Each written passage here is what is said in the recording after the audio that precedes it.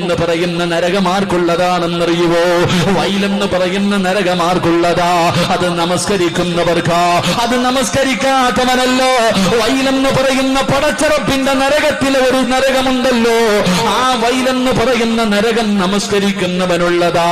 സഹാബികൾ ചോദിക്കുന്നു, നബിയേ യാ റസൂലല്ലാഹ്, നമസ്കരിക്കുന്നവർക്ക് വൈലെന്ന് പറയുന്ന നരകമുണ്ടോ? നമസ്കരിക്കുന്നവർക്ക് വൈലെന്ന് പറയുന്ന നരകമുണ്ടോ? അല്ലാഹുവിന്റെ റസൂല് പറയുകയാ, അല്ലദീന ഹും അൻ സ്വലാത്തിഹിം സാഹൂൻ. എങ്ങനെ നമസ്കരിക്കുന്നവരെന്നറിയോ? നമ്മളെ പോലെ നിസ്കരിക്കുന്നവർക്ക്, നമ്മളെ പോലെ പടച്ചവനെ ഇന്ന് നമ്മുടെ നമസ്കാരം കണ്ട പടച്ചവനെ ഒരു കളിയാണല്ലോ.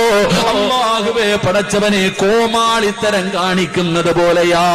എന്തെല്ലാം രീതിയിലാണ് നിസ്കരിക്കുന്നത്.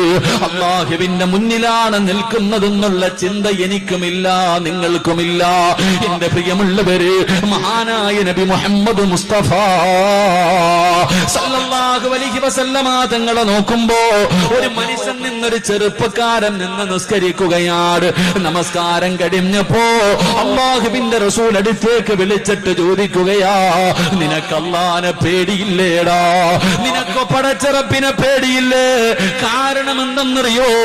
നമസ്കരിച്ചു കൊണ്ടിരുന്ന സ്ഥലത്ത് തന്റെ നാടിയൊന്ന് നേരെയാക്കി, നമസ്കരിക്കുന്ന സമയത്ത് താടി പിടിച്ചിട്ടൊന്ന് നേരെയാക്കി. ഈ സഹാബിയോട് അല്ലാഹുവിന്റെ റസൂല് ചോദിക്കുകയാ, നിനക്ക് അല്ലാഹനെ പേടിയില്ലേ? നിനക്ക് അല്ലാഹനെ പേടിയില്ലേ? ഈ രീതിയിലാണ് നീ മരിക്കുന്നതെങ്കിൽ എന്റെ സമുദായത്തിൽ പെട്ടിട്ടാണ് നീ മരിച്ചതെന്ന് കരുതല്ലേ എന്ന് നബി മുഹമ്മദ് മുസ്തഫ